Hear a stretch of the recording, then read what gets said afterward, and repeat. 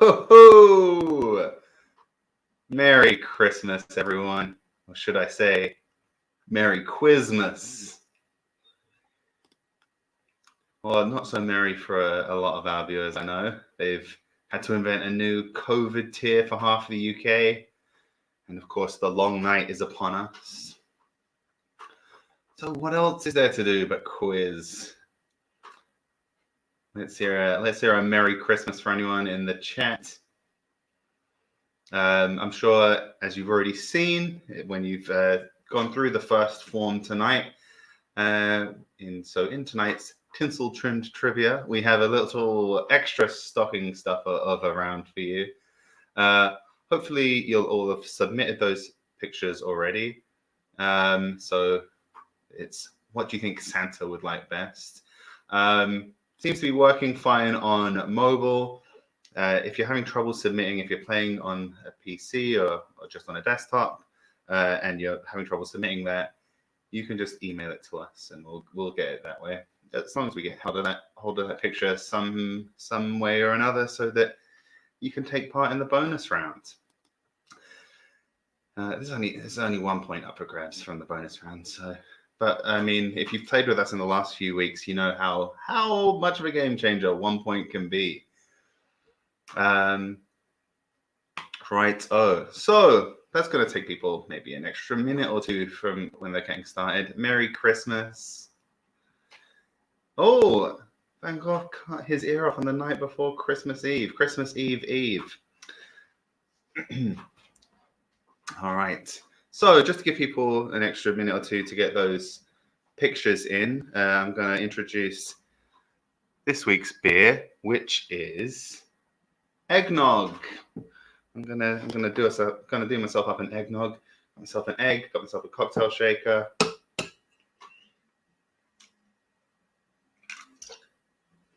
Lovely jubbly.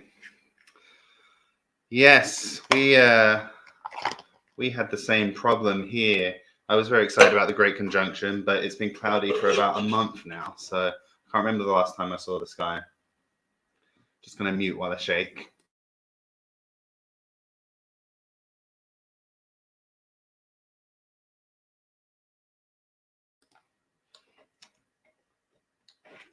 Technically not a beer, but it's Christmas. That's the egg, bit of milk, pre-measured all my ingredients for ease of camera work, bit of brandy.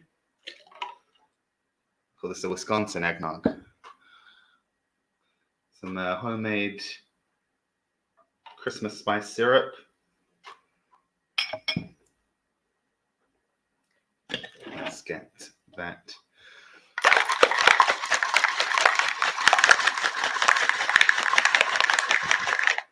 Forgot to mute that time. Whoops.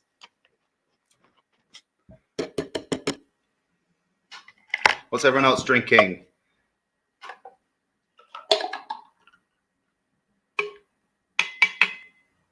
Noggy.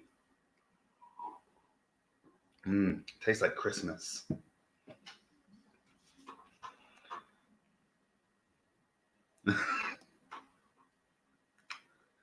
Jessica, not a big eggnog fan. Could have got a bit eggier on that. All right, so let's take a look at Christmassy wine. Lovely. Tea and tap water, healthy. Glass of rosé, very nice.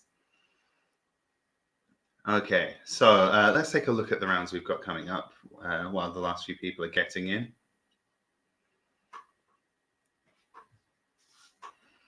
So first one, as usual, general knowledge, jolly general knowledge. Hi, Annika. Doing this in the car. Oh boy, that's commitment to the triv. All right. Yeah, people obviously heading home for Christmas this time of year. All I want for Christmas is stew. Jessica really thinks that guy looks like a stew. Round 3, rattle chimes. Round 4, reindeer games.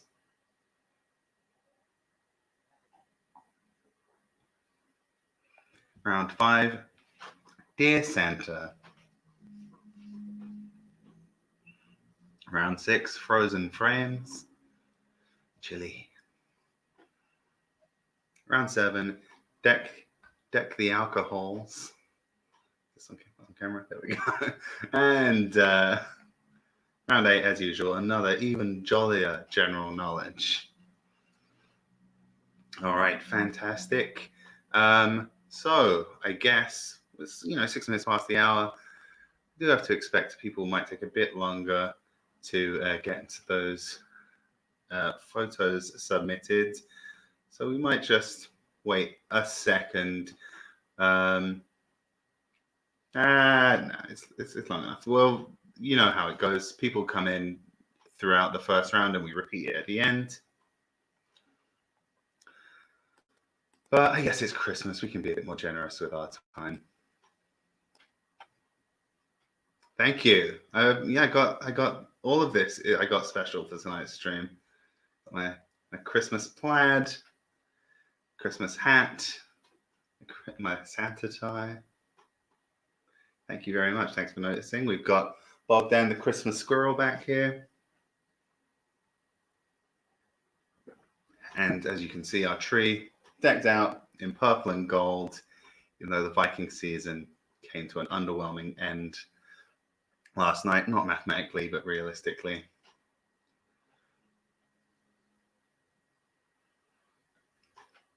As always, as ever.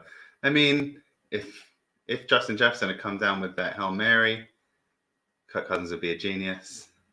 I mean, none of it was on Kirk Cousins. We've just got a very young defense. Oh, can't quite read that comment there. Does the producer? Do you have your Christmas sweater on, Jessica? I mean, producer Elf, Jessica. She does have a Christmas sweater. I don't know if she's wearing it right now.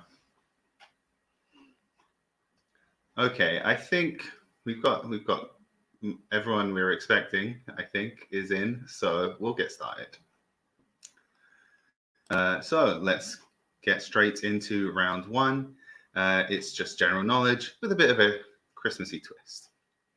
So first up, which of these actors has never played Santa Claus?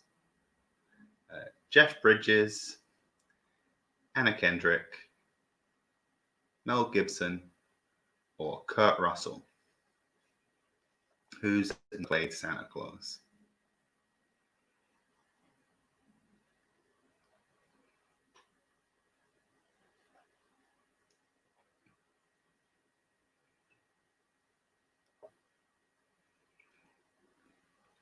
And traditionally, it's supposed to age eggnog for like weeks or months. I think it was traditionally a way of preserving eggs. Like you make it during the harvest time, and then it's ready to drink at Christmas. I have not done that, as you clearly saw. Question 2. In Icelandic Yuletide folklore, Grilla and Lepaludi are giants who live in a cave with their 13 sons, the mischievous Yule lads, and their pet, the vicious Yule cat. Grilla spends the Yuletide season capturing children to eat. But what does Lepaludi do? Does he steal roof tiles? Does he peep on nude bathers in the hot springs? Does he wreck fishing boats? Or does he just hang around the cave being lazy?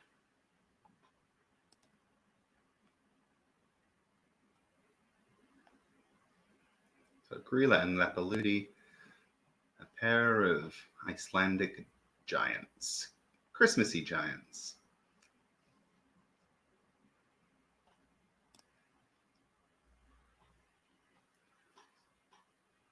Or Yuletide.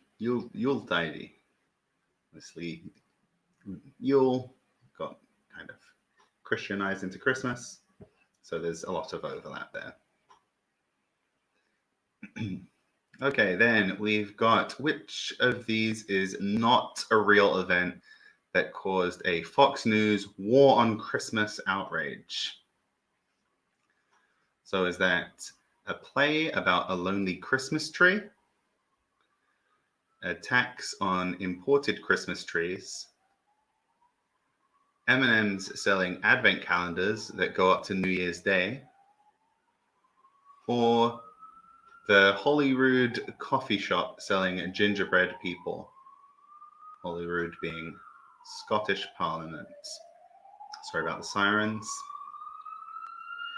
So which of those is not a real event that caused a Fox News war on Christmas outrage? They are all real events. Which one didn't cause a war on Christmas outrage?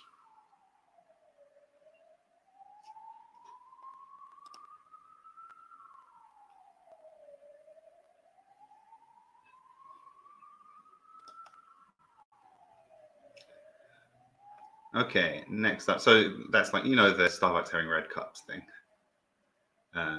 You know how they are. You know what I mean. All right, then question 4. The Recording Industry Association of America so they're the people who certify gold and platinum records and what have you. There was a little 3-year window in the first decade of this century where they actually tracked ringtone sales, and only 3 Christmas singles are like certified as having sold enough cellular ringtones to go at least gold in the US. So which of the following is not one of those 3? So 3 of these are the only 3 Christmas singles to be certified at least gold on ringtone sales alone, and one of them is not. So we want the odd one out.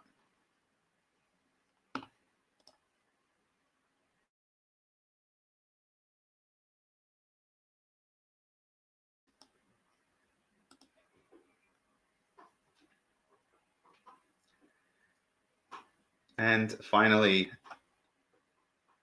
St. Nicholas, the original inspiration for Santa Claus, was born in which modern day country? See, it wasn't a modern day country when he was born, because it was a long time ago. But where he was born, what country would that be in now? Finland, the UK, Turkey, or Germany? I forgot to read your options for question 4. The options were Mariah Carey, All I Want for Christmas Is You, Wham, Last Christmas, Eartha Kitt, Santa Baby, or Elmo and Patsy, Grandma Got Run Over by a Reindeer. So that was the ringtone one. The St. Nicholas one, was he born in Finland, the UK, Turkey, or Germany? So I'm going to quickly read through just the questions again, and then if you need anything repeated after that, let me know in the comments. So first up, which of those 4 actors has never played Santa Claus? Question 2, Grilla and Lepaludi are Icelandic Yuletide giants. Grilla spends the Yuletide season capturing children to eat. What does Lepaludi do? Question 3, which of those did not cause like a Fox News war on Christmas outrage? Question 4, which of those has not sold enough ringtones to be certified gold or higher? And question 5, where was St. Nicholas born? Anyone need any of those repeated again? Let me know.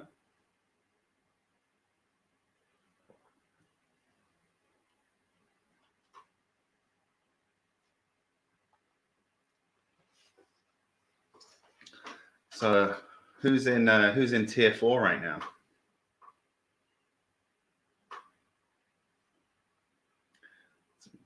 Pretty bad timing. Pretty bad timing, Boris Johnson, gotta say.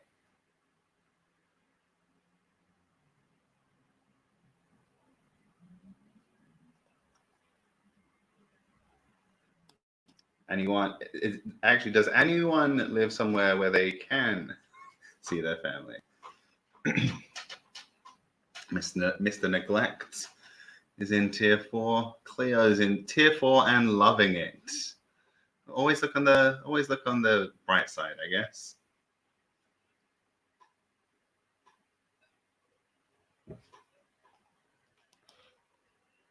What is the tier 3? Not quite tier 4 yet.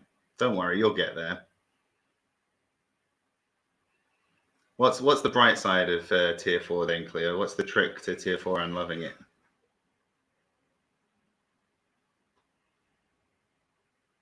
1 mile from tier 2. I don't know the rules. I don't know the UK's rules for the different tiers. Mr. Neglect is Peter. Peter, is this your first time on quiz?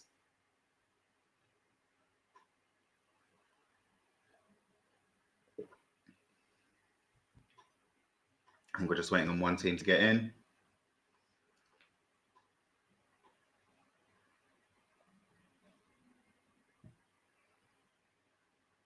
Just getting really high on Christmas Day instead of hanging out with the fam.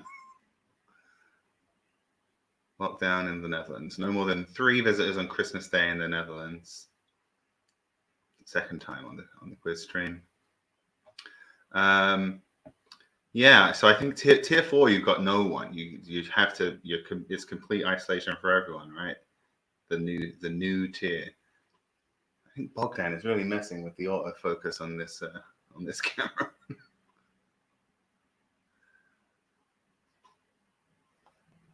Might have to remove Bogdan from behind me if that keeps up.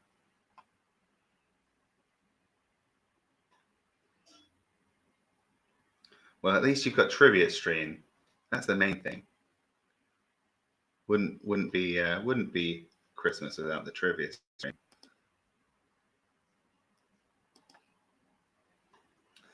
So it looks like we're still waiting on one stream, on one team. Could possibly be our commuter. So Shane, if you are still connected to the stream, let us know. Otherwise, we might have to go forward without one of our teams.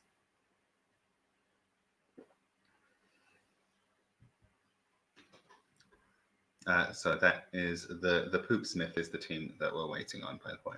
So if the Poopsmith is you, let us know.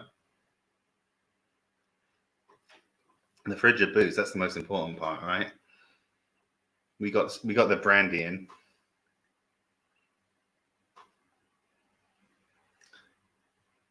So no Poopsmith. I think we've lost the Poopsmith.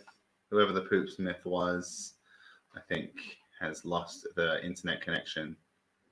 Oh, no, they're in. Okay.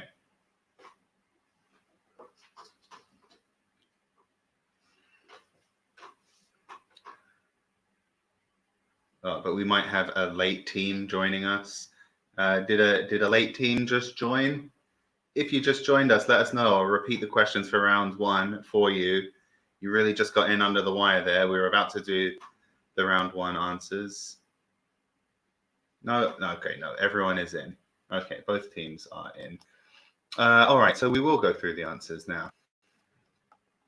First of all, Anna Kendrick played the daughter of the 23rd Santa, who takes up the mantle upon his untimely death in a kind of the Santa Claus hereditary title kind of way in 2017's Noel. Kurt Russell plays Santa in the Christmas Chronicles franchise, and Mel Gibson played Santa in this year's Fat Man, making the Dude the only non-Santa. So Jeff Bridges never been Santa. Lepaludi is a bit of a schlub. He just lazes around the cave doing nothing while the rest of the family are off murdering children and stealing candles and other kind of pranks of equivalent level. Of those events, the only one listed that has not caused a war on Christmas scandal to date is the phenomena of some advent calendars going up to New Year's now. I remember I was kind of like getting too old to be given an advent calendar when that started happening, and I was outraged. I was like, well, I never got 31 chocolates. So it's surely only a matter of time till Fox News gets around to that one. Eartha Kitt and Elmo and Patsy both had certified gold Christmas ringtones, while the Queen of Christmas, Mariah, went double platinum. So that means Wham were the act that didn't cut the polyphonic mustard. And finally, St. Nicholas was from what is now Turkey. So let's take a first look at the scoreboard tonight.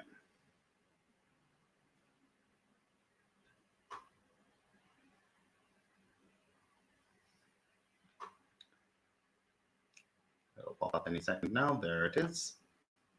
Oh, Shane's still here. Okay, just checking. I think it was a different team. All right. So, that was a rough round. No one higher than 3. Couple of teams tied on 3. Couple of teams tied on 2. Everyone else pretty much ones across the board. One goose egg. So the good thing about that, no one takes a runaway lead. Festive jeers. Okay, so we'll keep an eye out for that. It seems like everyone's still with us. Fantastic. So 3 points in it. On to round 2. All I want for Christmas is stew. That rhymes. So you've done rounds similar to this one before if you're a frequent player. So we're going to show you 5 festive foods from around the world, and I'll give you a brief description of each one. You'll have to choose the flag of the country that you think eats this food at Christmas time. So we've got a pretty international bunch here. Some of you may have an advantage for one or other of these. So let's take a look at the first one. This is rooster testicle stew. Clues in the name there. Also sometimes containing the coxcomb, as in this picture. This dish is mostly served at Christmas and other feast days.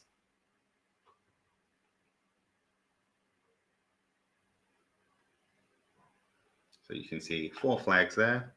Choose the one you think is relevant.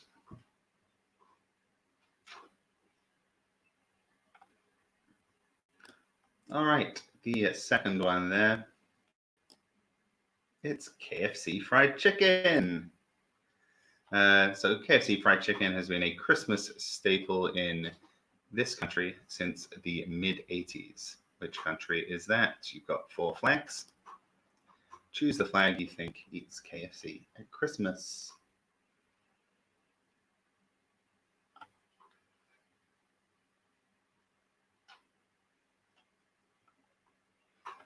All right, number 3. Those are salt cod fritters. So these crispy fritters make an appearance at any special occasion, especially Christmas. So which flag is of the country that eats these salt cod fritters at Christmas?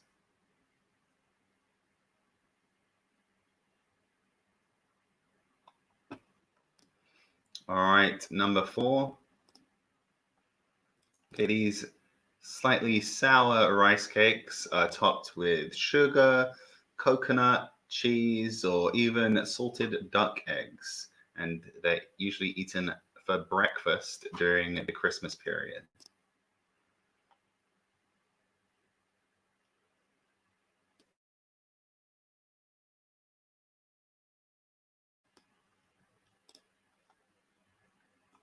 Okay, and our final picture of the round.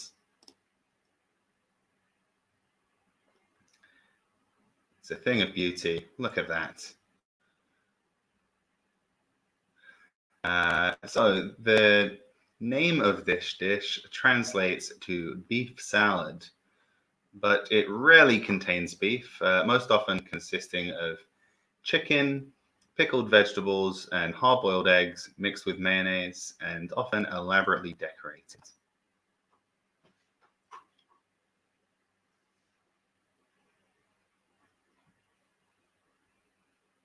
Yes, it's the double trivia where you have to guess where the food's from and then guess where the flags are from.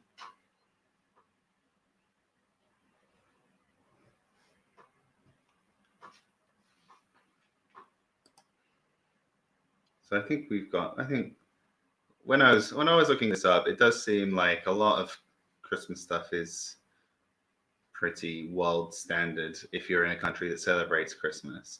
You do get these little bits and pieces. It's mostly kind of side dishes that are more kind of regionally unique. So for those of you who I'm obviously from the UK, those of you outside the UK, what's the what would you say is the definitive side dish of your people? Don't say if it's one of the ones we just saw though.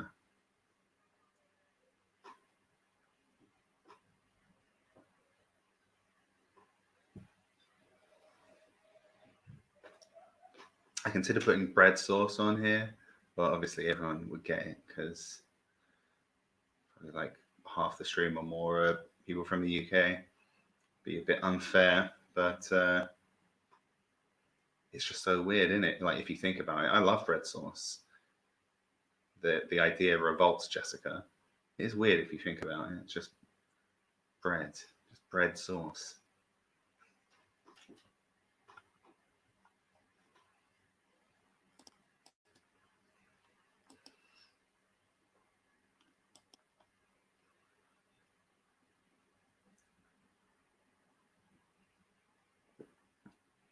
But you know, if you can drink eggs, you can put bread sauce on your turkey. Okay, I think most of the teams are in, just waiting on a couple. Remember, after you've done question 5, you do have to hit submit. Also, there's a good chance you'll have to do a capture after these. I don't know. Well, I mean, you wouldn't eat turkey, Jessica. Yeah, so there is a good chance you'll have to complete a capture. So if you just hit submit and weren't paying attention, yeah, these picture rounds, you often have to like find the traffic lights or something.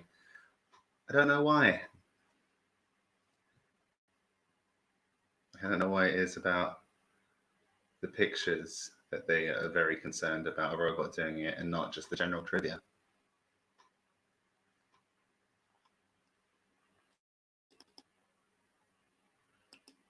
So let's just check.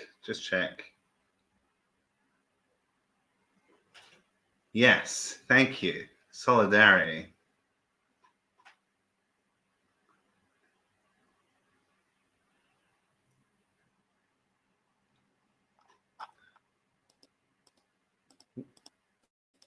Let me just minimize myself.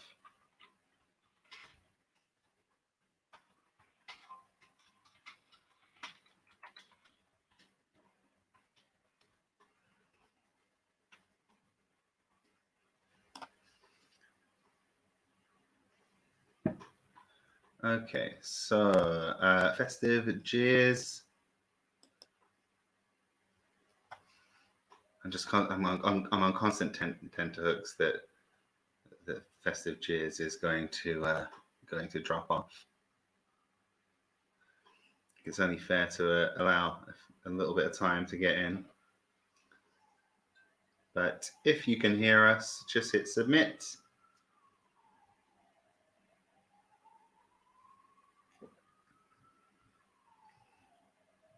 But otherwise, we might just have to whack on the 30-second timer and keep going.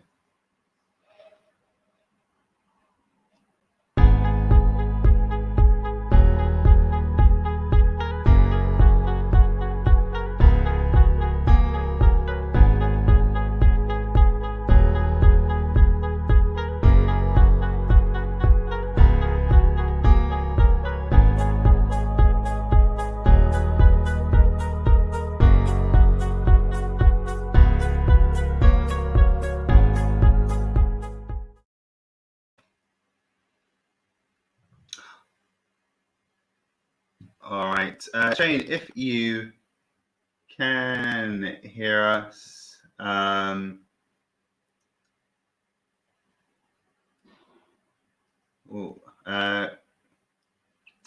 what's this? The graphics, the sirens of it, the graphics. All right. Yes. Sorry, I'm just trying to sort out this connection thing. If you can hear me, you can message me or Jessica directly. Let us know. But I think we're going to have to go on with the quiz for now. Yeah, I was a bit concerned that might happen. It's a shame, but what can you do? So I guess we'll run through the answers. First of all, rooster testicle soup is from Hungary. KFC, it's common to eat KFC family bucket on Christmas Day in Japan. Salt cod fritters, a typical Yuletide fare in Portugal and Brazil. The only option you had out of those was Brazil. Shane got in just under the wire. I'm going to assume he was not cheating. He's above that, sure. And there may have been a bit of delay. He couldn't have done the capture that quick. All right. Also, I think he may have got two of the ones we already gone through wrong. Okay. The fermented rice cake is called bibingka. It can be found in Indonesia and the Philippines. Let's take a look at that. The association with bibingka. The association with Christmas is mostly restricted to the Philippines. So the Philippines flag, that's the one with the sun, the white triangle, and the blue and the red. And finally, that mayotrocity is called salata de boeuf. Despite the faux French name, it's a Romanian delight. You get pickled cucumbers and beetroots and shredded chicken and olives and hard-boiled eggs, and it's all just covered in mayonnaise. Okay, back in. That's good. So let's see the scoreboards. Scoreboard singular after that.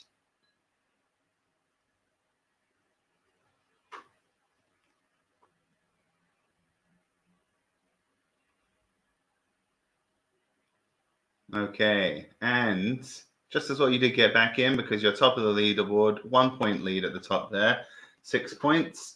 The Soclauses with 5, the Merry Van Goghs, Christmas Witty, and Just Sam all tied on 4. And then we've got several 3s and 2s clustered together at the bottom. That's Susie Snowflake, Cat Flaps, Santa's Best Helper. Didn't quite see the last one. We don't know the flags we chose. Yeah, I think for some people the flags were just like displaying really massive. Just as a, obviously you're not going to know all the flags. There were, let's see. I'm not going to describe all 20 flags, but Santa Claus. I mean, Klaus comes from Klaus, right? Okie doke. So we're going to go on to round 3. Let me just find it. Rattle chimes. So mulled wine just wouldn't be right without some synonym. So that's what we have for you in this round. So I'm going to give you the names of 5 Christmas carols which have been run through a thesaurus. So they're all going to be synonyms. And you have to tell me what the original name was. So for example, the name of this round, Rattle Chimes, would be, I can't hear you, but I imagine that you all just said Jingle Bells in unison. So let's go through them. First one, Within the Desolate Solstice. Within the Desolate Solstice. What Christmas carol is that?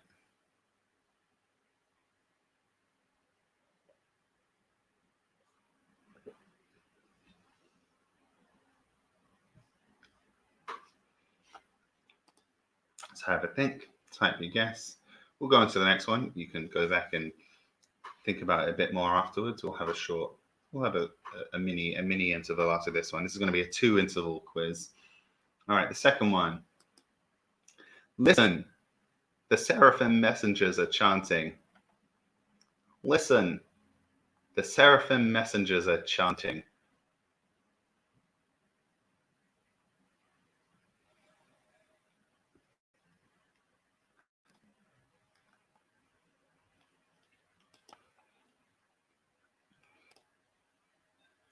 Okay, number 3. The initial Gallagher.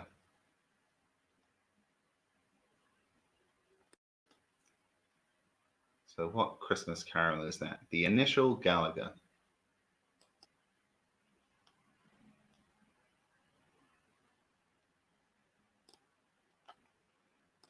All right, number 4. Young male percussionist. Young male percussionist.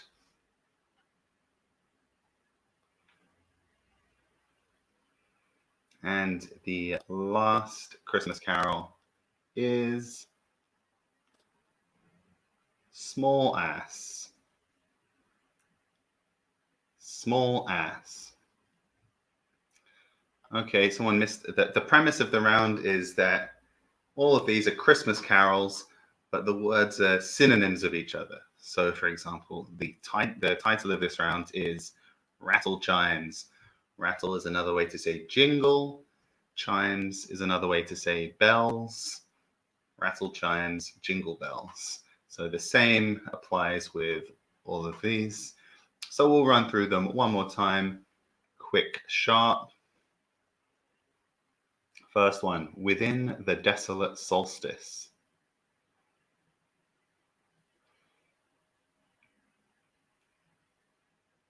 Number 2 was, listen, the seraphim messengers are chanting.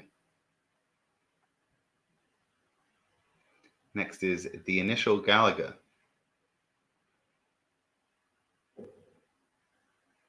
Number 4, young male percussionist. And number 5, small ass.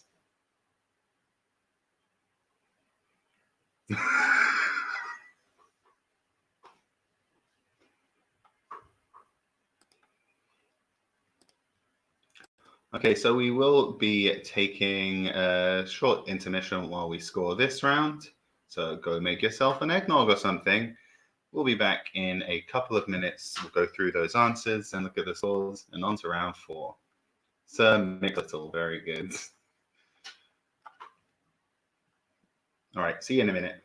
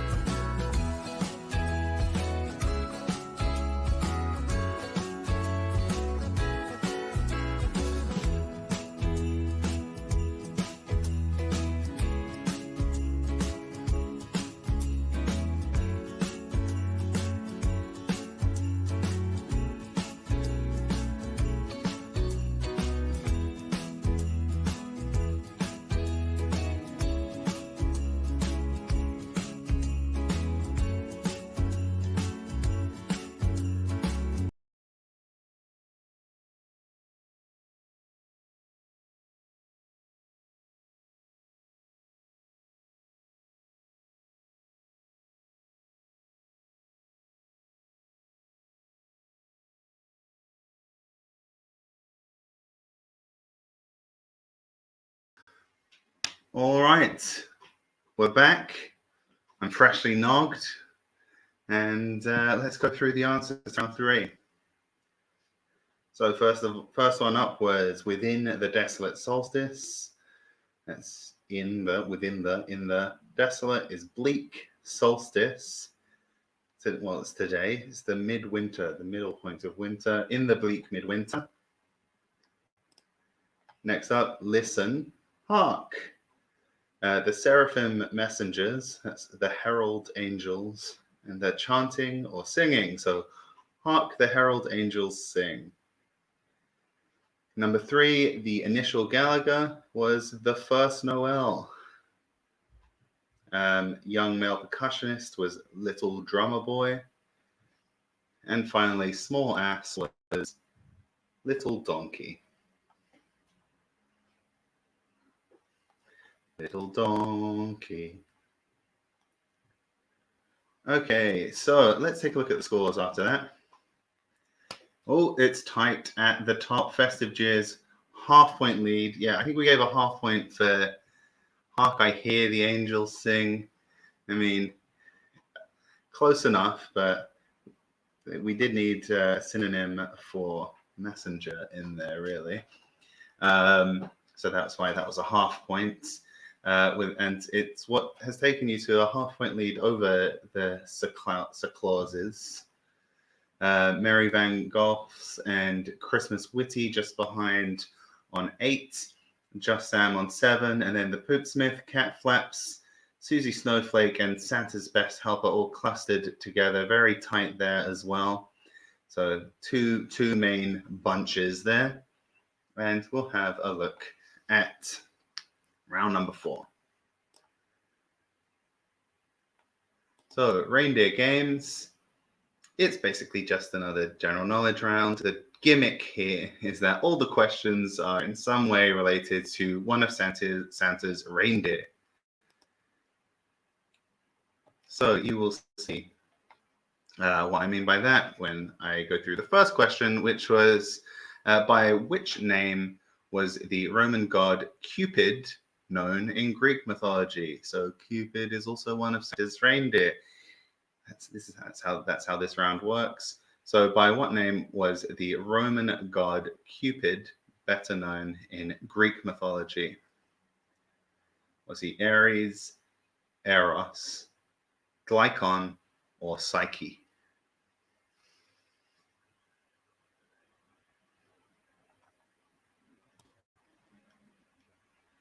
Ares, Eros, Glycon, or Psyche? Eros, Ares, Eris. My pronunciations might not be great there. You can see they're written down. You'll see them written down. Okay, number 2. According to frontman Brandon Flowers, the famously weird lyric, "Are we human or are we dancer?" from the Killer's Human was inspired by a quote from which wild writer? Was it Bret Easton Ellis, Jack Kerouac, William S. Burroughs, or Hunter S. Thompson?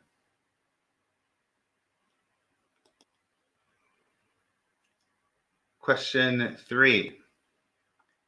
The mass suicide of the Heaven's Gate cult was associated with the appearance of which comet in the night sky? Was that Hale-Bopp, Hyakutake, Halley, or McNaught? So which of those comets was associated with the mass suicide of the Heaven's Gate cult? Question 4. Female foxes are known as vixens. Which of the following is not a term for a male fox? Is that a reynard, a dog, a vulpin, or a tod? Which of those is not a term for a male fox? So far you can see we've had Cupid, Dancer, Comet, and Vixen. See there's a little reindeer thread running through all of them. And finally, the big boy, the man himself, Rudy Giuliani, was divorced from his wife of 16 years around this time last year. What's her name? Is it Ruby, Judy, Trudy, or Patricia? So, what is the name of Rudy Giuliani's ex-wife? Is it Ruby Giuliani, Judy Giuliani, Trudy Giuliani, or Patricia Giuliani? Okay, does anyone need any of those repeated?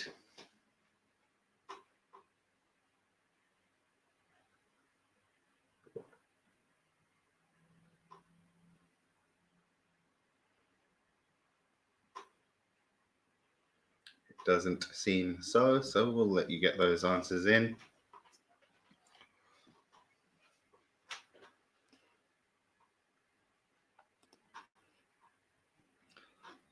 How did he had COVID, didn't he, Rudy Giuliani?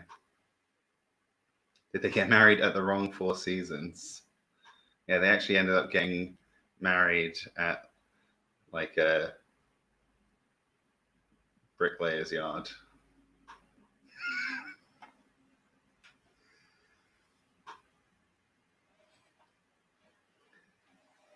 But how does someone like that not die from COVID? He looks like he's melting just every time he's in public.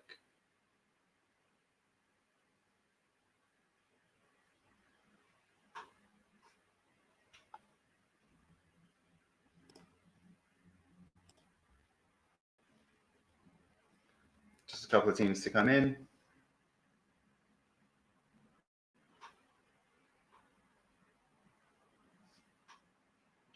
This hat's getting kind of warm on the old noggin, but I'm a bit worried about the hat here if I take it off.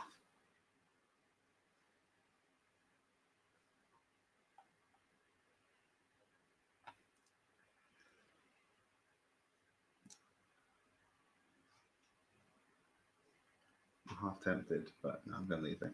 My hair's getting a bit out of control. I've been trying to do my own beard since this late autumn winter spike. Trying to avoid going to the barbers, but not really able to do my own hair.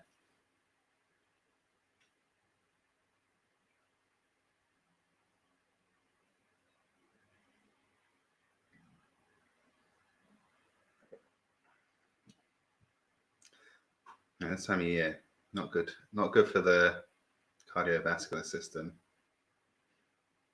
Yeah, Jessica tried to do it once during the first lockdown. I was fine with the results. She wasn't. She felt quite self-conscious about it. I don't really notice, to be honest. I do notice when it gets too long, though.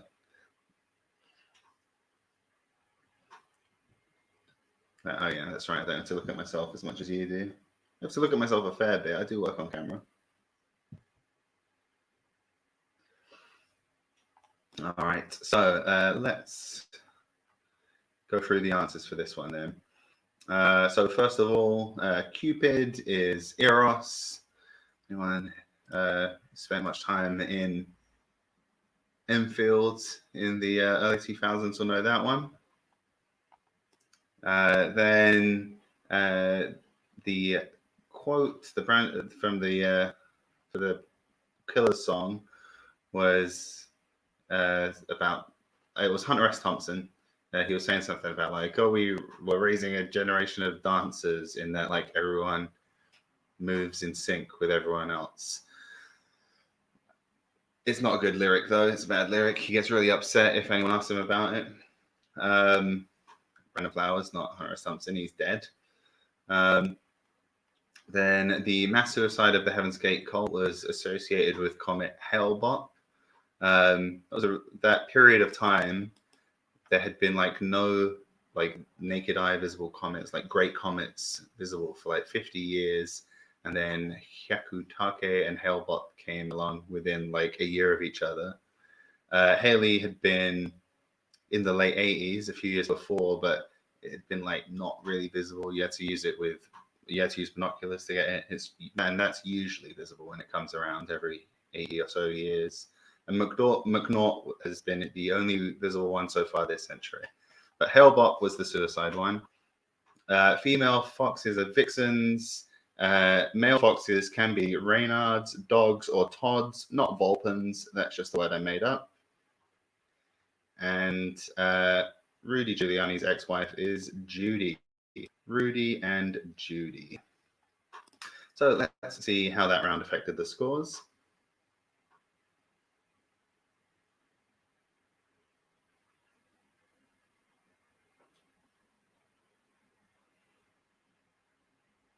Sort by highest, and it's still pretty much the same at the top.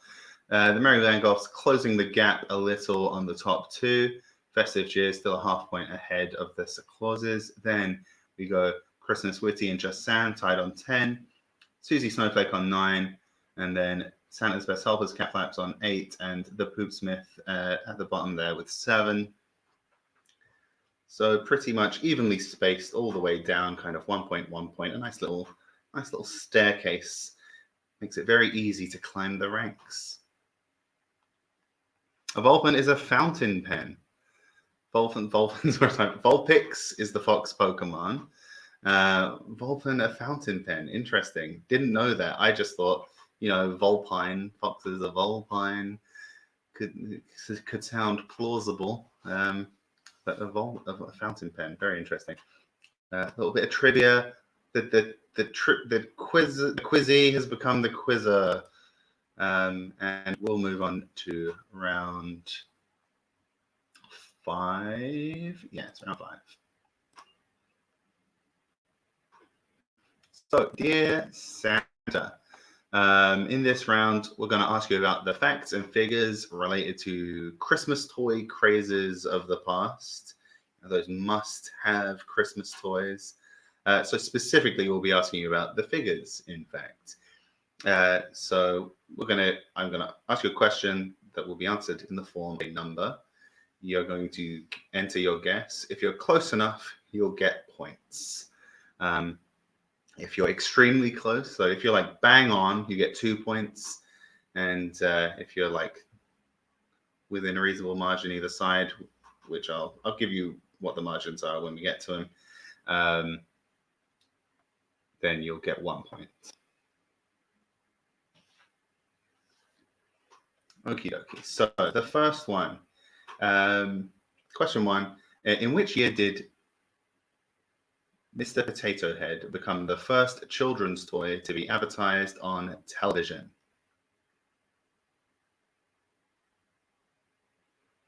In which year did Mr. Potato Head become the first children's toy to be advertised on television? So bang on for 2 points, a year either side for a point. So the first children's toy to be advertised on television. That's probably the biggest hint in the question there. What year was that?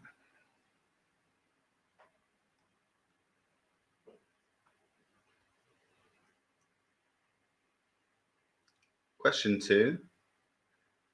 How tall is a Furby in centimeters? This is for, I think they had a new generation of Furbies a couple of years ago, didn't they? This is original Furby, the original massive craze. So bang on, if you get bang on, that's 2 points, and we'll say like 10% either side is a point.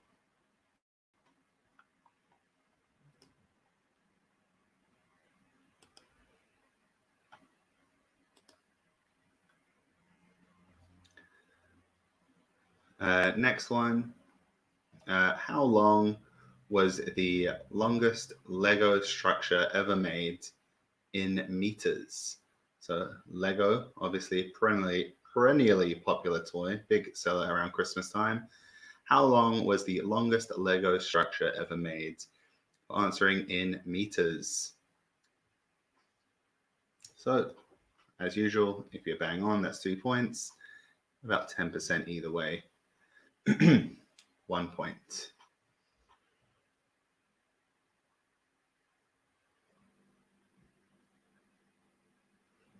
Okay, question 4. When was the Tickle Me Elmo craze, which led to riots in toy stores? So as with our previous year-based ones, we're not doing 10%. 10% of years since the birth of Christ? I don't think so. So it's if you get the year, it's bang. If you're bang on, that's 2 points, and if you're a year either side, you get 1 point.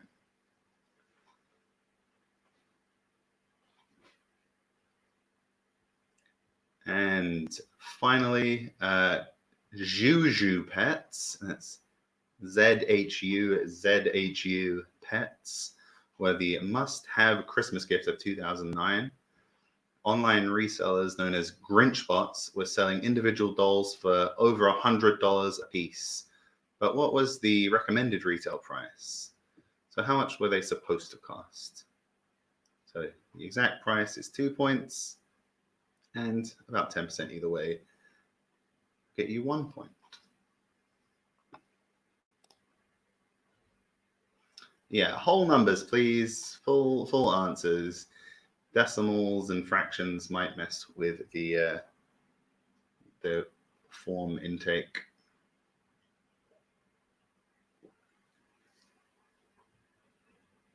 Hopefully, I said that soon enough to intercept anyone that was about to enter something to 10 decimal places.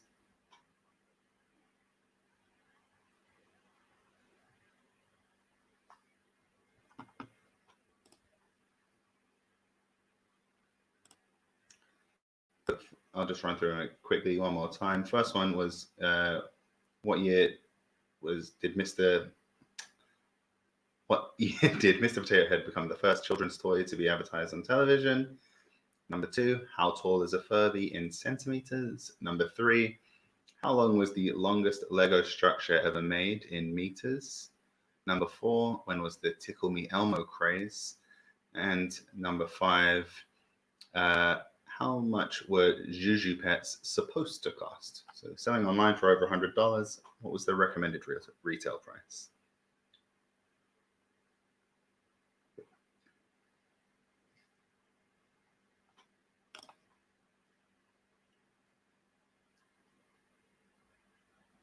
Oh, I've got 1 point. Thank you, Van Goghs. I think that puts me in last place.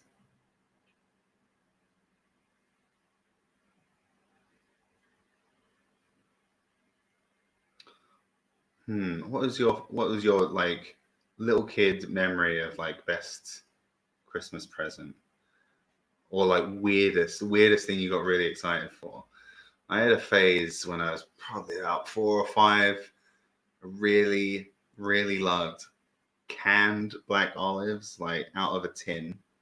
So I like insisted to my mom I got a tin of black olives for Christmas. So I remember we were doing Christmas at my grandma's house and getting the can of olives out of my stocking. I was well happy.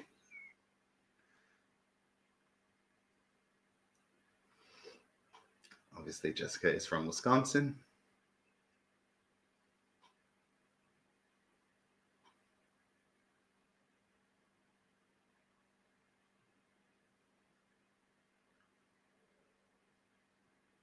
I think I just like salt, which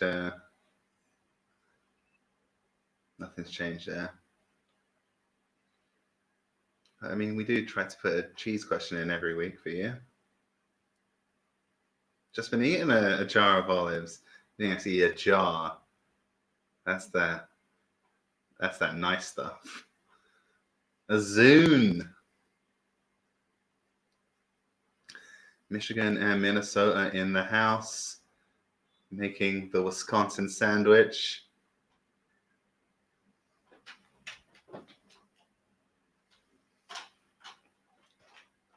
Trust handheld grayscale scanner to digitalize. Is that those things and it would like print out a sticker? No, that was a plug-in for like a Game Boy, wasn't it? That does sound pretty cool.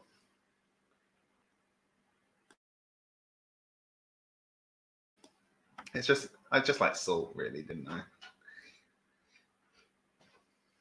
Maybe I was deficient in some kind of mineral.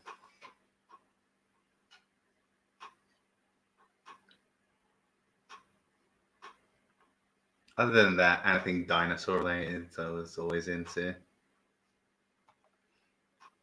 Okay, so I think everyone's in now. So we'll quickly run through the answers there. So the first one, I think people did pretty well on this one. Mr. Potato Head became the first toy advertised on television on April 30th, 1952. I think a lot of teams did very well on that one. I think there are more than 1 2-point handed out. People getting it bang on. See, it's one you can kind of work out. You're thinking, well, when were the early days of television, especially like commercial television? You kind of have to narrow it down to the 50s. But good job, everyone who got the exact year. The longest structure built with interlocking plastic bricks was it was built in the shape of a millipede, and it was 1,578.81 meters long. So that's 5,179 feet 10 inches. I think they were going for a mile and ended up 2 inches short. I feel like you can just stick like 2 more Lego bricks on, and you've got you've got an exact mile. Why not just do that? But yeah. So yeah, we gave about 10% either way on that one. Mr. Potato Head. Oh no, we've already said that. Number 3. Oh, we skipped Furbies. Furbies are 15 centimeters tall. I was reading my notes instead of the answers. Yeah, so Furbies are 15 centimeters tall. That was number 2. Someone wants clarification on question 1. Question 1 answer was 1952. Sorry, I had to tab away to run through my notes and answers and stuff. So number 1, Mr. Dayhead, 1952. A Furby was 15 centimeters tall. So we gave like a couple of centimeters either way there. The longest Lego structure ever was a mile, or just shy of a mile long. So that's 1,579-ish meters. The Tickle Me Elmo craze actually lasted for 2 Christmases. So 1996 and 1997 both got 2 points. If you got 95 or 98, that was 1 point. I think a lot of people did well there because, you know, that's the thing that happened when we were alive. And Juju Pets, the recommended retail price was $9. They were selling for over 100 online. So I think a lot of people did. Yeah, the Furby, sorry, I think I read them out of order. Furbies were 15 centimeters. So I think we've got everyone in. Is there everyone's got their? Okay, so we'll take a look at the scores. No, everyone's heard everything now. Good. No more repeating. Let's have a look at the scores. I think a lot of teams did pretty well there. I think some teams got more than 1 2-pointer. Festive Jeers did very well. 3.5-point leads. Could it be 2 in a row? Mary Bancroft and Sir Claus is tied on 15. And then we've got Christmas Witty, Santa's Best Helpers, Susie Snowflake, The Poop Smith, Just Sam, and Cat Flips, all within 3 points of one another. So very tight there. I mean, Festive Jeers really opening up a big lead, but everyone else is pretty together. And we are going to take another short break, I think. This is for the bonus round. So this is not going to be... Oh, wait, no, that's not now. We aren't.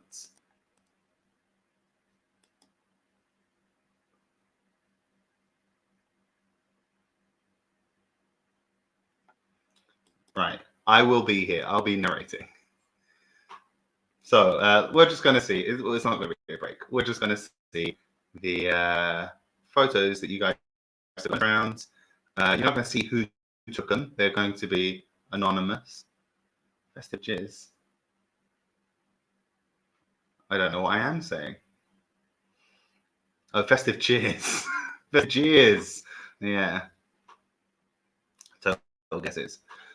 Right, festive jizz, festive jizz. I mean, jizz is quite festive, I guess. I'm drinking eggnog. You could describe that as festive jizz. Yeah, the bonus, we're going to see the bonus round photos you took. They're going to have numbers on them. And you can vote for which one do you think Santa would like best. We can see number 1 there, some hand sanitizer. Obviously, he's going to be going into a lot of different bubbles. There's a beer under the Christmas tree. A well-stocked Christmas tree. An entire pack of bacon just slapped straight into the pan. A cat, an adorable cat. That's number 4. Number 5, holy moly. That's a saucy stocking. Santa, I've been good all year. Does it say really or nearly? We got some weed.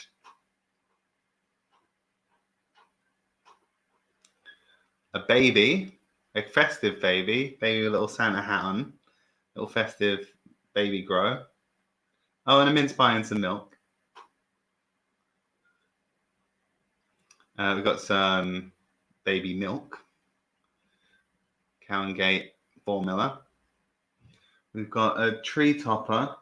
It looks like, oh, is that someone's face attached, made into an angel? Can't quite make out who it is. I've got some guesses. That's number 9. So that's all of them. That's all 9 teams. So no names. It's anonymous voting. You're going to vote for which of those things do you think Santa would like the best? I think you should be able to go through the slideshow again on your forms if you can't remember what they all were or what number the one you like the best was. Don't vote for yourself. My helper elf is watching like a hawk, and you'll end up on the naughty list for sure. So the winner of this will be awarded 1 bonus point at the end of the quiz. So we'll see if that's enough to change the fate of a lucky team.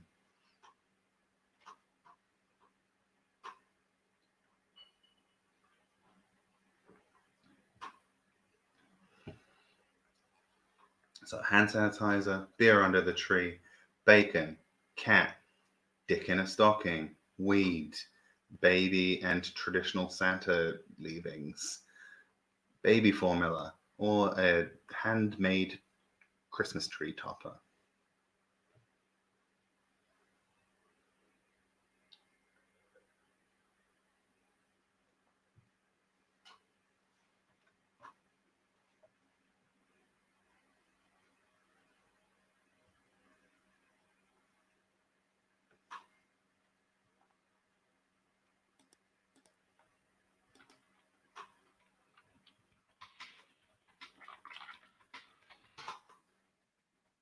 Okay, so I think, yeah, if there's a tie, we'll give any tied team an extra point. So no tiebreakers for the bonus round. Just if there's 2 or 3 teams tied on votes, they'll all get a point. But I think we can move along. Just going to check is everyone got their votes in? Okay, 1 team needs to get their votes in. No, it's hard to choose. I mean, all the good things in life are there. Cats, weed, beer, penis. But we do have to make decisions sometimes in life, and now's that time. So let's get that vote in. And we'll get on to the last 3 rounds. I'm just going to find round 6. There we go. Round 6 should be a fun-ish one. I like it anyway. Come on to clauses. I think some tactical voting might be happening, trying to work out who are our main rivals. Looking for clues in the images.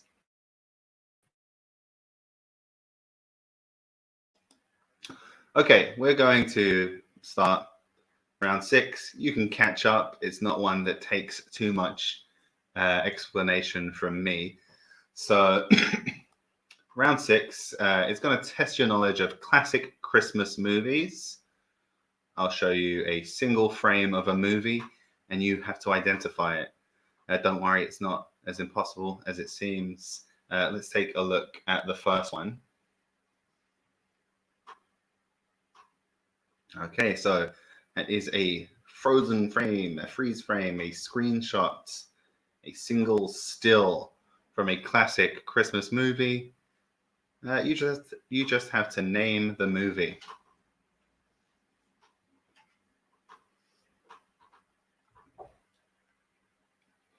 All right, and number 2. All right, we've got another screenshot. As you can see, some of these, I've just screenshotted a clip that was on YouTube. I mean, it's a bit easier than downloading the whole movie. So, what Christmas classic is this frame from? All of these are in the forms as well, so you'll have plenty of time to think about it if you're one of the teams that's just catching up now. Let's see the third frame.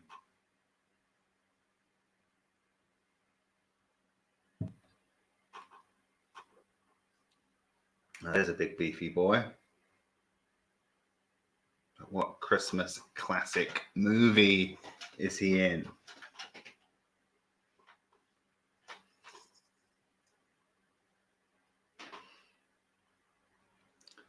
All right, number 4.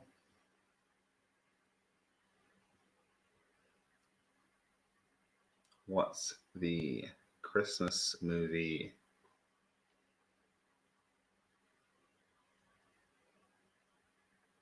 And our 5th holiday classic.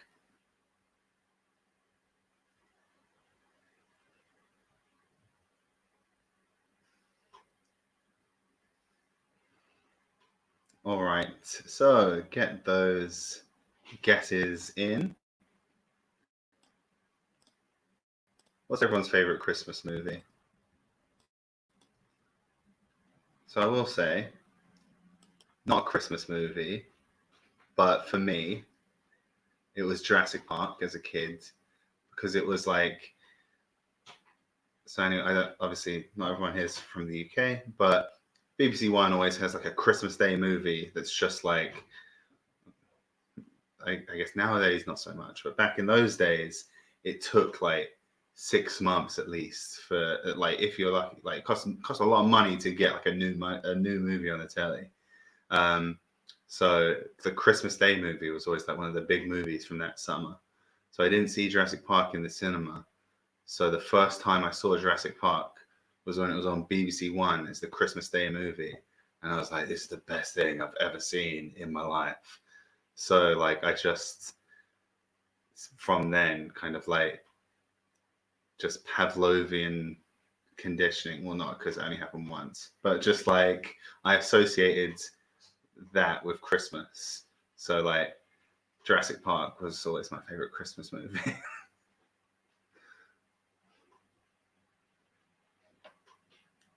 What about my quizzes?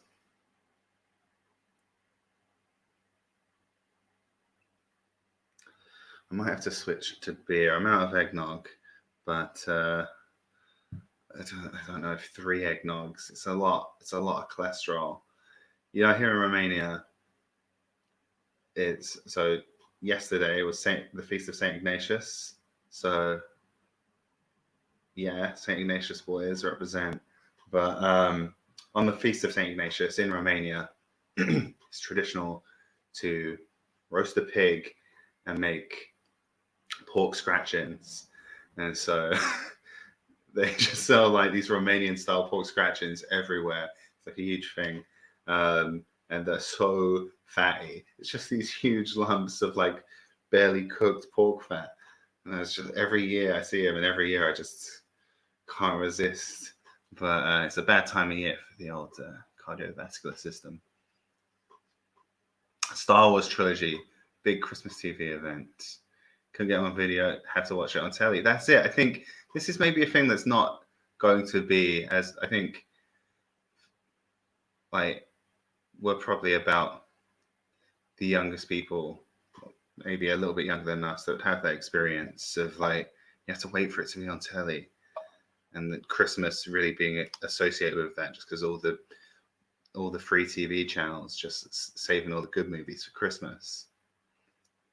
Flight of the Navigator.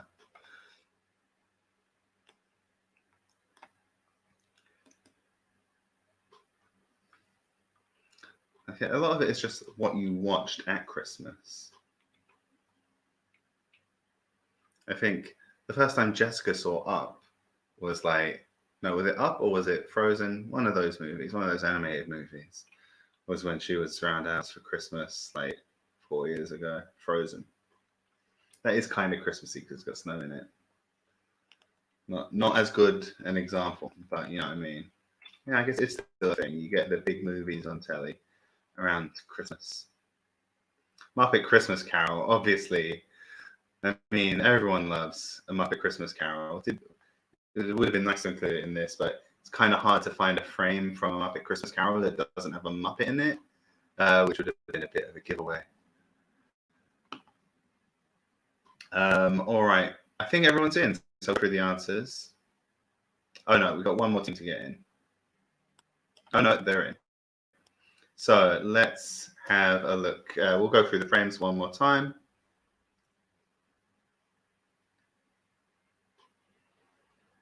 So first one was Buzz, your girlfriend. Woof. Home Alone.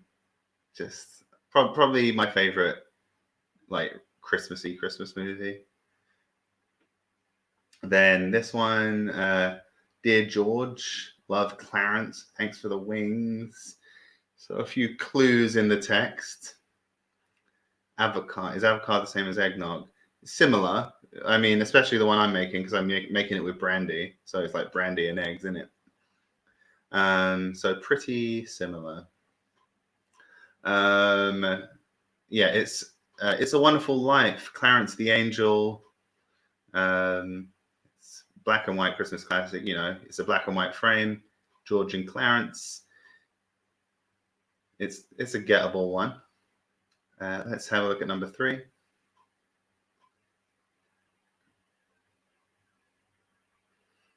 Probably one of the less well-known movies on the list. Who's getting into a fight with a warehouse full of Santa Clauses? You can see the back of their heads. It's Arnie in Jingle All the Way. I love this movie. Also kind of related to the, Christmas toy craze round we had earlier. That was a really 90s phenomenon, like late 80s, 90s. Cabbage Patch Kids through like Buzz Lightyear, that kind of late 80s to late 90s periods where people got just so mental about toys and they just didn't ship out enough of them and everyone went crazy. And that's what that movie was about anyway. And then we got Die Hard. It's a Christmas movie. I'm not interested in your arguments to the contrary in the comments. The whole plot of the movie is about Christmas. His wife's called Holly.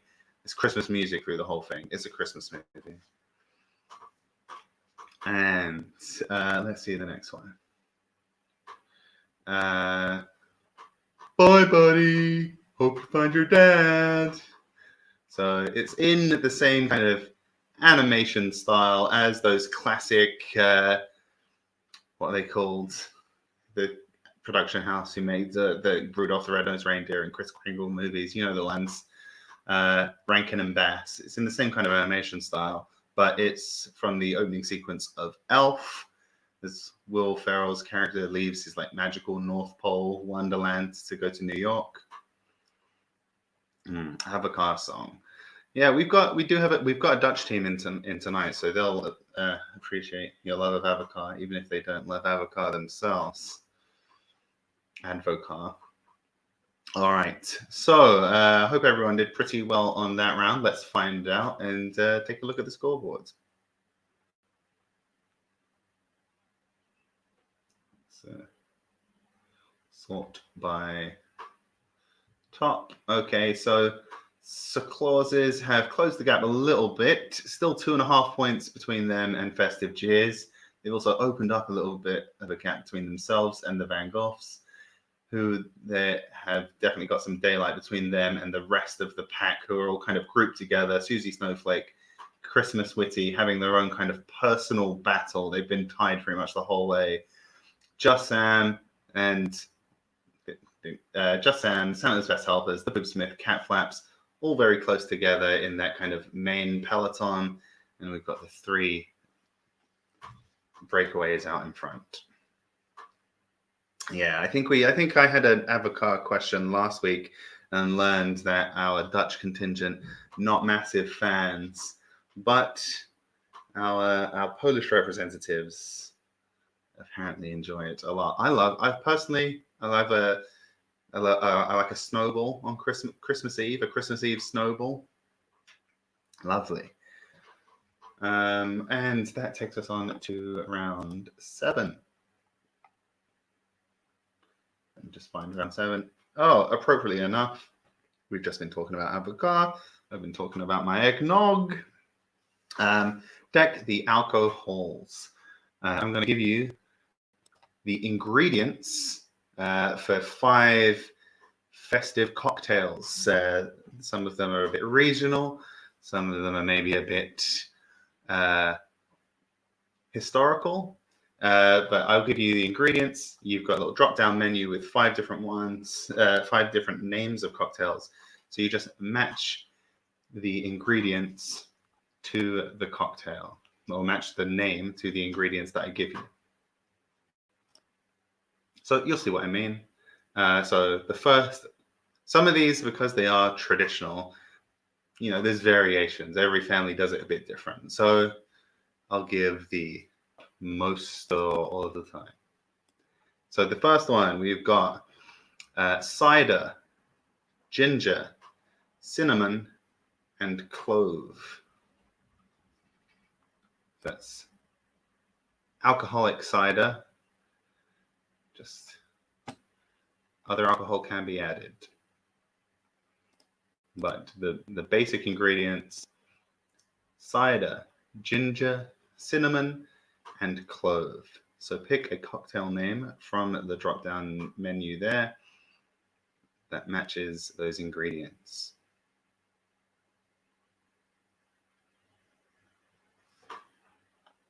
Okay, cocktail number 2. Red wine, aquavit, cardamom, clove, almonds, raisins, and orange peel. So red wine, aquavit, cardamom, clove, almonds, raisins, and orange peel. Yum, yum, yum, yum, yum. Sounds like a mince pie.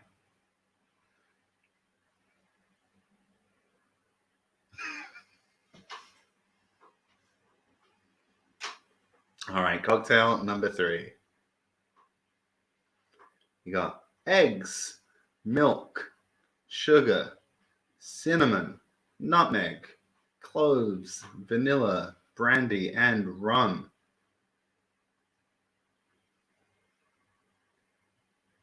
Also sounds very tasty.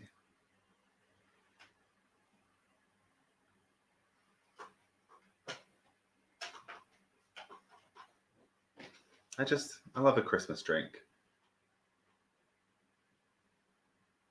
We've already talked about Avatar. Bailey's. Bailey's are really just, I think, comes out at Christmas, doesn't it? Also in our house, Amaretto. Amaretto always comes out at Christmas. All right, what's the next list of ingredients? Champagne and orange juice. So, what Christmas cocktail is made of champagne and orange juice?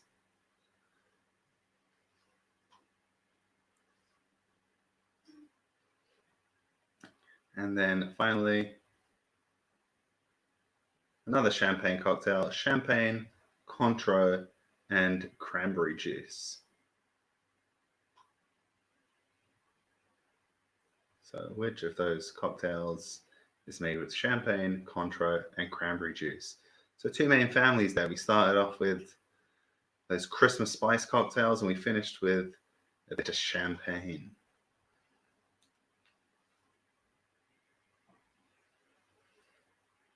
All right, let's get those answers in.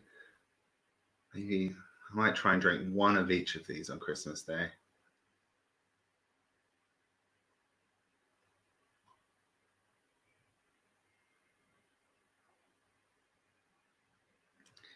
Although, yeah, drinking eggs probably not great. It's just drinking custard. Although I do like a drinking custard. So I used to good old whiskey at Christmas. I mean, whiskey as a Christmas drink is great. I love.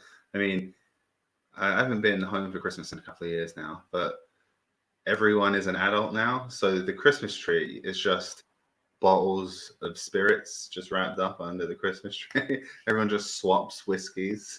It's great.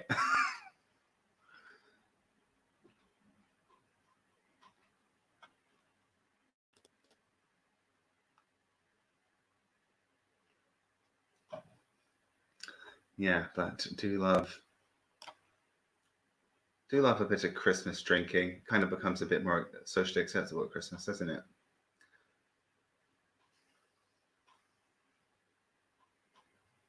All the kind of like flavored liqueurs that your gran loves, they really have their moment at Christmas. Cointreau, what's the honey one? Honey and whiskey. I forgot what it's called. Drambuie. All right. I think we shout out to Santa's best helpers. Obviously, very knowledgeable drinkers. They were our first team in, and they had a perfect round. So well done, guys. You know your Christmas drinks.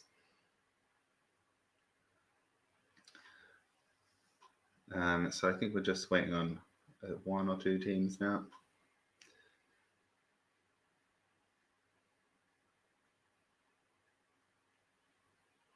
Yeah, talking of drinking custard. Anyway, I was on some weird little tangent. Um, did someone change their team name? By the way, uh, we've had a new team crop up. Rudolph the Red-Nosed Reindeer. If you're Rudolph the Red-Nosed Reindeer, raise your hand. Either someone's joined us very late or someone has changed their team name. Just let us know if it's you so that we can make sure that your points get added to the right team's total. Yeah, used to. So when I was living in New Zealand, I was working going door to door, and I lived off like petrol station pies from the pie. They have meat pies in the pie warmer every petrol station you go into, and energy drinks. So their version of like Relentless or like Monster. It's called Mother. I don't know if they still have it, and they have like drinking custard. It's very common there. They'll just it's like a little little 1 pint cartons of milk, little cardboard cartons, but it's just custard. So I'd have like steak and cheese pie. So Just Sam is Rudolph the Red-Nosed Reindeer. Okay, yeah, we can change your name in the spreadsheet if you want to change it to something a bit more Christmassy. No problem. It just helps us to keep track of it. Okay, fantastic. Thanks for letting us know. Yeah, so energy drinks, meat pies, and custard. Not a healthy combo, but I was like 20, so I could handle it then. All right, let's have a look at the scores because I think that was the last team in. No, it was not. We are still waiting on one team.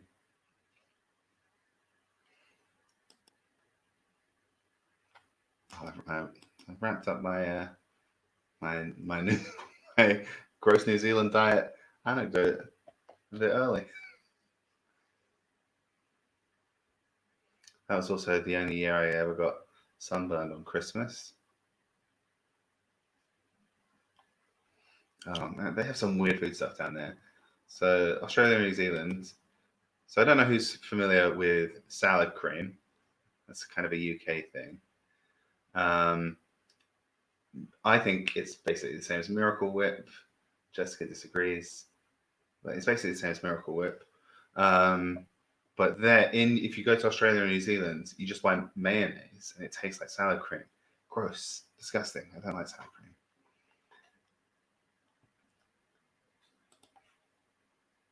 Also, you can buy like pre-cooked sausages. So that Christmas where I got sunburned, we had a barbecue at the beach, but like rather than risk like having sausages that were raw in the middle, you just get these like bags of like it's just not like a hot dog, it's like a sausage, but it's already cooked.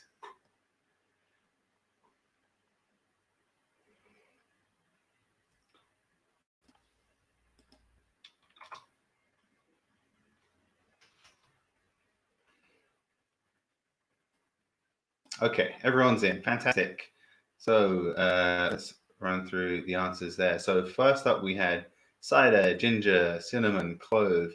Uh, there's a lot of different ways to make this drink. You can make it with baked apples and mead if you're going, and like sops of just bread, just lumps of bread in there if you're going really, really traditional. But yeah, traditionally hot cider with spices, sometimes spiked with other liquor. It's wassail.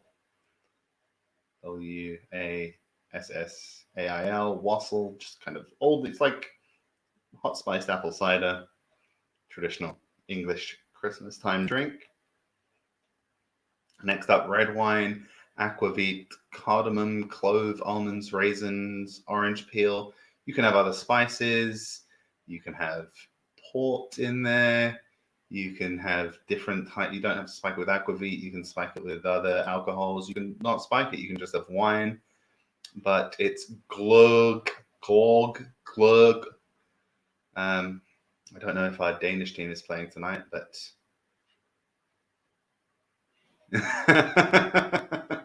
I mean, he may well do.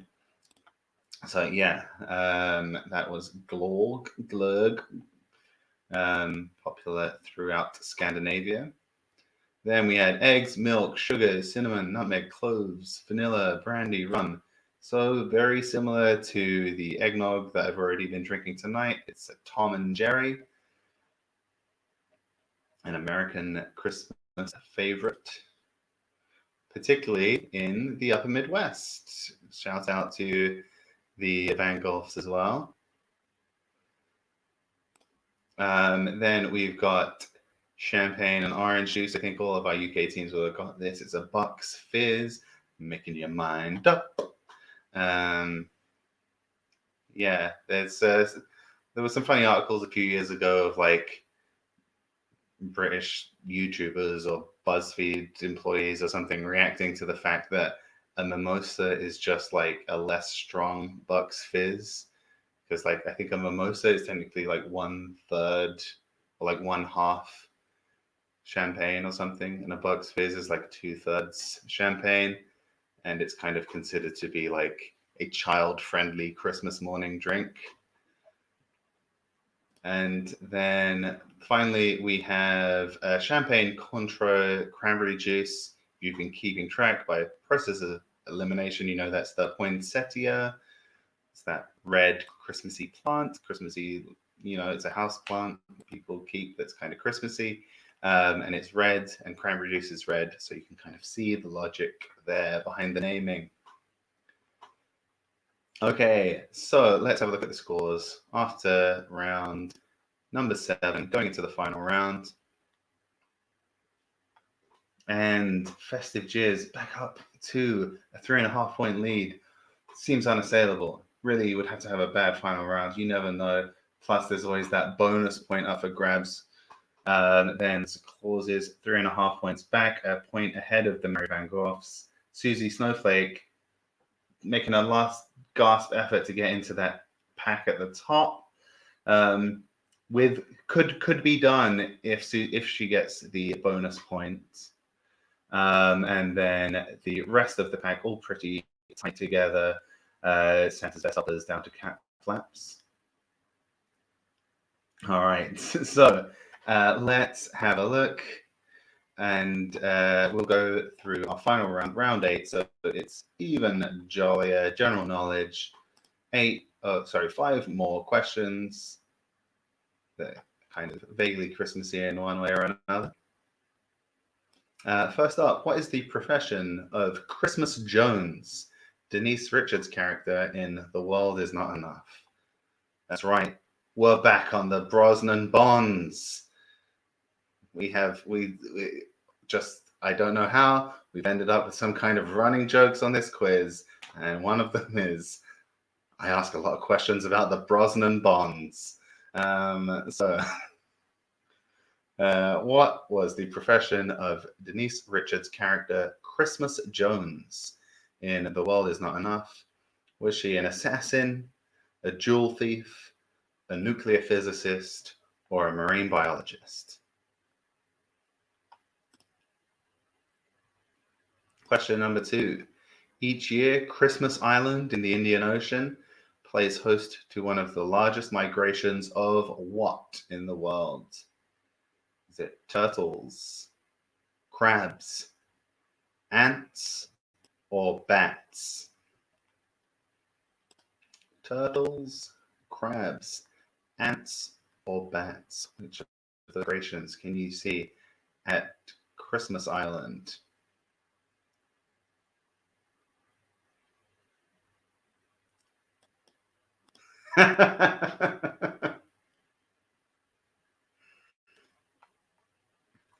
Because he's going to do sex with her. Question 3. The pre-Christian celebration of Yule was primarily associated with which Norse god? Was it Odin, Thor, Balder, or Frigg? Odin, Thor, Balder, or Frigg? Which of those was Yule associated with?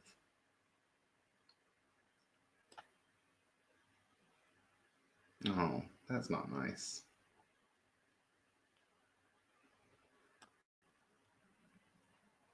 Question 4.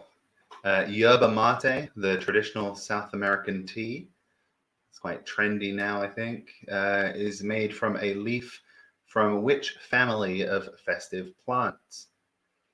Is it fir tree, like Christmas trees, mistletoe, holly, or the Burseraceae family? That's the family of trees from which frankincense and myrrh are derived.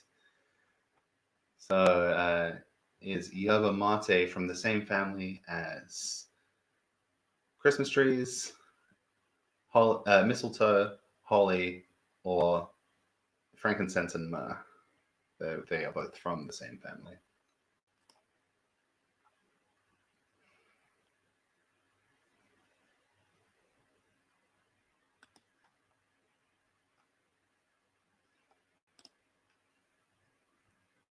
And our final question of the evening. How many French hens does my true love give to me in the 12 days of Christmas? 3, 18, 30, or 36? So how many French hens does my true love give to me?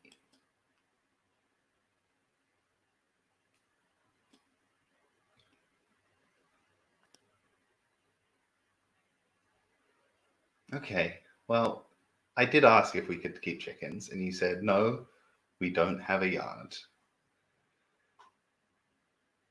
You said, where would they shit? I said, oh, I'll clean it up.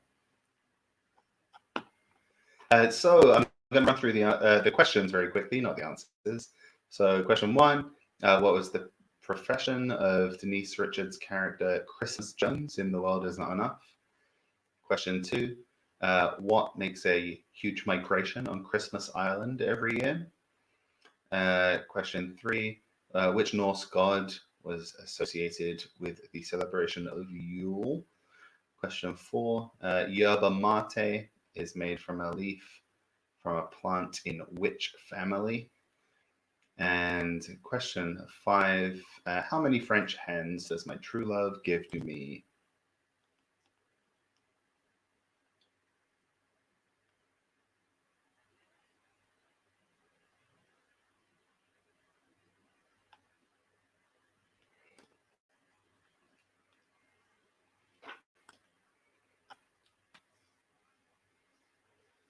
All right, let's see how everyone has done. Let's get those answers in, guys.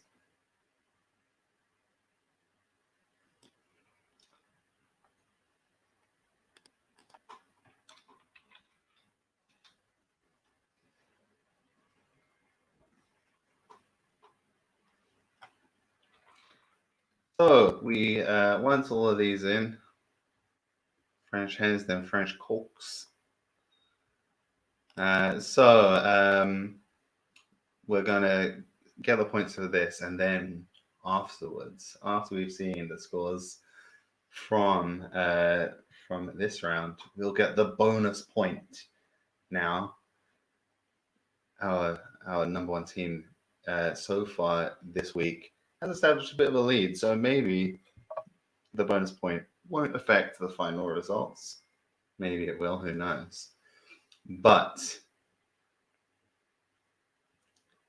there is pride. There is pride in winning the bonus round. You'll always know that you had the best gift for Santa, and what's more important on Christmas.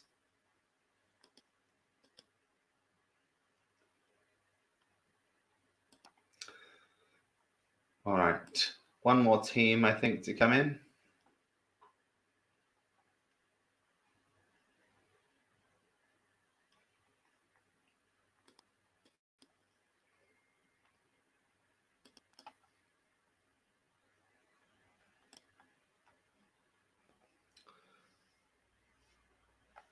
Maybe I will have another. I haven't decided. No, I should switch to beer. Come on to clauses. I know you're out there trying to really get a perfect round to take down Christmas jizz. I mean, to be fair, we're making pretty good time tonight. I was worried we'd be going way late with the bonus round and me making eggnogs on camera and just maybe a couple more teams than we usually have. But we're actually we're pretty much bang on schedule.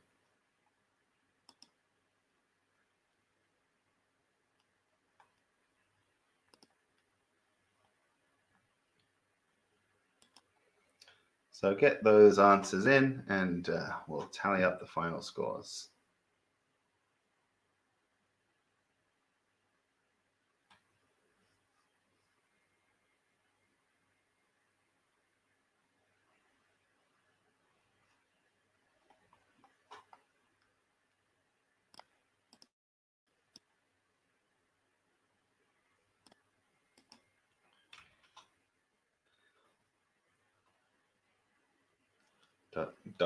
Don't make me tap the timer. Okay, everyone's in. Lovely. So let's run through the answers first. Christmas Jones is a nuclear physicist. So, yeah, Denise Richards' character, Christmas Jones, is a nuclear physicist in The World Is Not Enough. Then the Christmas Island crab's quite famous. You may, even if you don't know the name, you've probably seen pictures or videos of millions of red land crabs migrating from the interior to the shores of Christmas Island every year. Then question 3. The pre-Christian celebration of Yule was primarily associated with Odin, the All-Father. He had a lot of names. I'm saying Odin, Wotan, Woden, just like there's like 700 recorded names for that god, but there's none of the others anyway. Yawamata is from the Holly family. And question 5. So on the 3rd day of Christmas, my true love gave to me 3 French hens. And then on the 4th day of Christmas, my true love gave to me 3 French hens. Repeat through to day 12. That's 10 days, 3 hens a day, 30 French hens from my true love. That's a lot of eggs. For sure, yes. It's still festive next week, so you can be festive jizz next week for sure. So let's see how the scores stand pre-bonus point. All right, let's sort by highest, but it looks like just scanning it with my eyes that festive Jizz has maintained his 3.5 point lead. So it's fair to declare victory. This the bonus point is not going to change the outcome, but there is a 3-way tie on the bonus round. So 3 teams will get themselves an extra point. So those teams are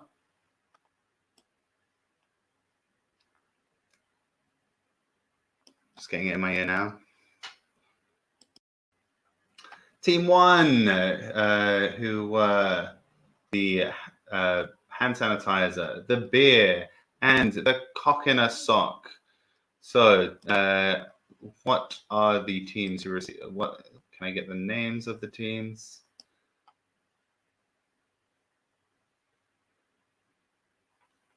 I also have the numbers are just as anonymous to me. So Festive Jizz, Santa's Best Helpers, and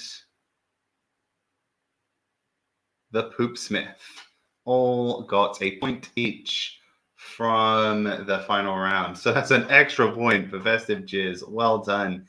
Congratulations. A resounding victory from Festive Jizz. Jizz. Yes, congratulations indeed. Well done. 2 in a row. 3 heartbreaks, 3 losses on tie breaks, and then 2 victories in a row. Altogether, very strong showings. Technically, there was that 1 week that you didn't do very well. Well, most of your outings have been very strong indeed. So, Merry Christmas, everyone! Thanks for coming. Congratulations again to Festive Jizz.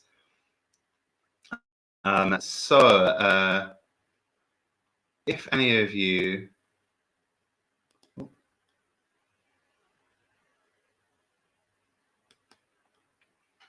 yeah,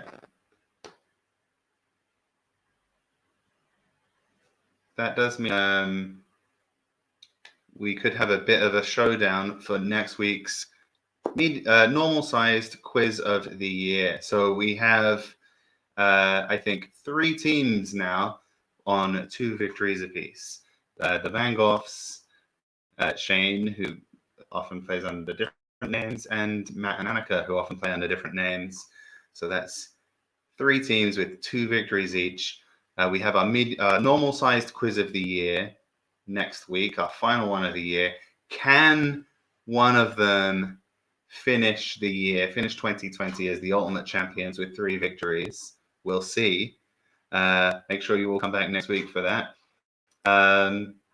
If any of you have any friends in America, any American friends who you think would be interested in something like this, we will be running this exact quiz in like 2 days, but on a time that's more convenient for American quizzes. So recommend it. Let them know. Share our Facebook page or something like that.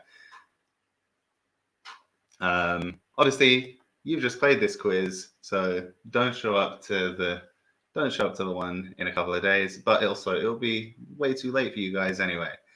But yeah, let people know. Spread the good words.